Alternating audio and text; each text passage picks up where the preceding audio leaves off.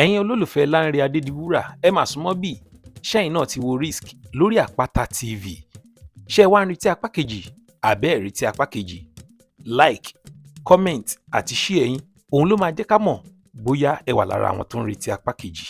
ẹ ǹlẹ́ ẹ̀yin èèyàn wa o, welcome to Leyin Itage.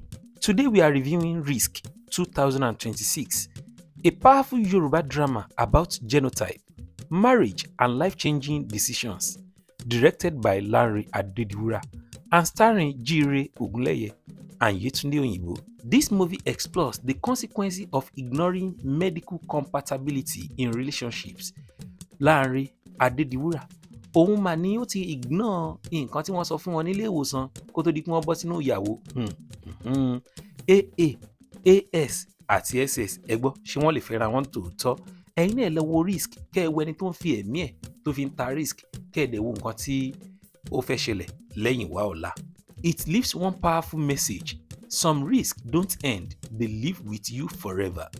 Bẹ́ẹ̀ ò báyìí tí ì wo Risk ẹ lọ sórí Àpáta TV lónìí kẹ́ ẹ lọ wò ó.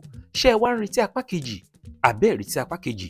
Ṣé ibi tí apá kìíní tán sí yẹn ṣé ẹ lérò pé bẹ́ẹ̀ náà ló yẹ kó tán sí ṣá àbí ó yẹ kí ó sì ní apá kejì? Àwọn èèyàn kan ti ń sọ wọ́n ní sinimá yìí ó gbọ́dọ̀ ní apá kejì, bóyá bẹ́ẹ̀ ni àbí bẹ́ẹ̀ kọ́ ó depend lórí kọ́mẹ̀ntì yín, like àti shares la fi mọ̀ pé sinimá yìí ó nílò apá kejì ní tòótọ́. Ẹ ṣé o gbogbo ẹ̀yin olólùfẹ́ wa. Lẹ́yìn Ìtàgé lórúkọ ìkànnì yìí níbi tí a ti ń ṣe àtúpalẹ̀ sinimá Yorùbá fún yín. Bí èní bá jẹ́ ìgbà àkọ́kọ́ tẹ́ ẹ kàn ṣalábàpàdé ìkànnì yìí, ẹ bá subscribe, ẹ like, ẹ comment kẹ́ ẹ tún pín fún ẹbí àti ọ̀rẹ́.